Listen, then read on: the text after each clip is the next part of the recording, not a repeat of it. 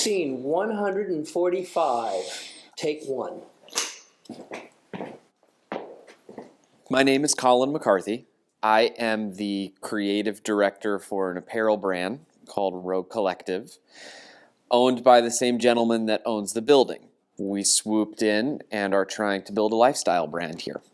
Obviously, over the last 3 to 6 months, my knowledge of the history of the space has grown dramatically.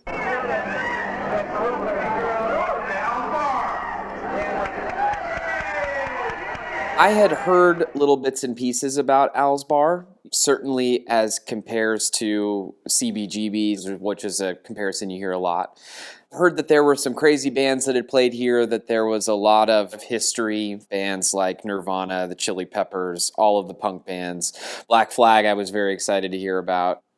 When I first came in, my first feeling was excitement, was wow, this is a rad, large space with a ton of potential. About 48 hours from that initial feeling, though, I woke up in the middle of the night thinking, what the fuck am I going to do? This is a dark, dirty cave. I mean, as much as I love it and I love the history and I love all of that, there is no way this can be a modern-day retail concept. At least it's ground level. I suppose at least we're not below ground, but it's a cave. There's not a window in here. There's one point of natural light, and that's from the front door. But then as we started to chip away at the build out, I wanted to do the floor in the white, we got the lights up, then it started to brighten up a little bit. I was inspired at that point. It happens every day, multiple times a day. People from the front door yelling in, or they get all the way to the back bathroom. Holy shit, this used to be Al's Bar. Do you know where you are? Do you know about Al's Bar? Do you know what used to go on here? And I go, yes, but why don't you tell me? There was a guy, a German guy, that walked in with his daughter. They didn't say anything to me, and they got all the way to the back, I guess where the payphone used to be. And the first word he said while inside this space, he says, this right here, this is where I met your mother. And I went, wow, that's heavy. She was super excited about it, though. It was cool. And then we talked, of course. The history as pertains to Al's Bar is extraordinarily interesting and palpable. It's tangible for sure. As is the history that predates Al's Bar as well. The Italian restaurant and the linking with the L.A. mob scene and even further into the past, the civil rights movement in L.A. It's been a really, really interesting space.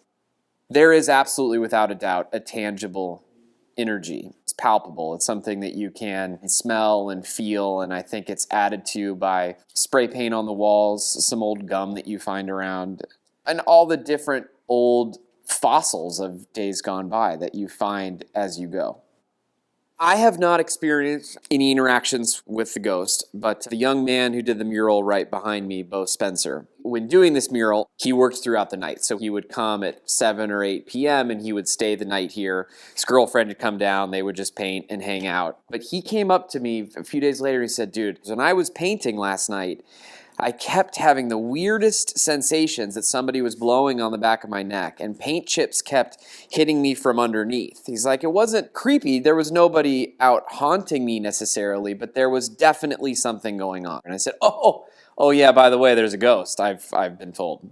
So he definitely experienced this ghost. Downtown L.A. is like the caveman that died in Antarctica 10,000 years ago that's frozen in ice. They pull him out of the ice and fingernails are still attached and skin and hair.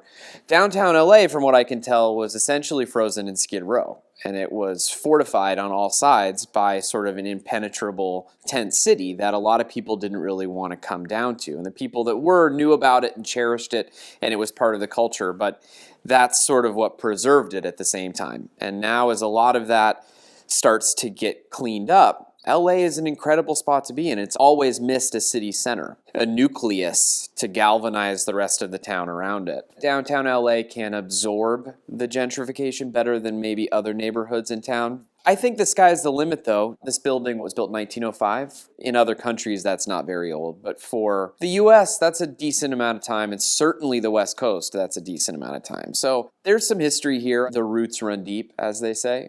Sadly, when you start talking about property values, probably what will happen to spaces like this, so they'll be chopped up, split into 3 very clearly defined spaces. I think that downtown LA is being discovered at a time where people are very conscious of the history and of preserving that history. So there are people talking about bringing back Alsbar. There is opportunity for one business to come in here and really immortalize the history.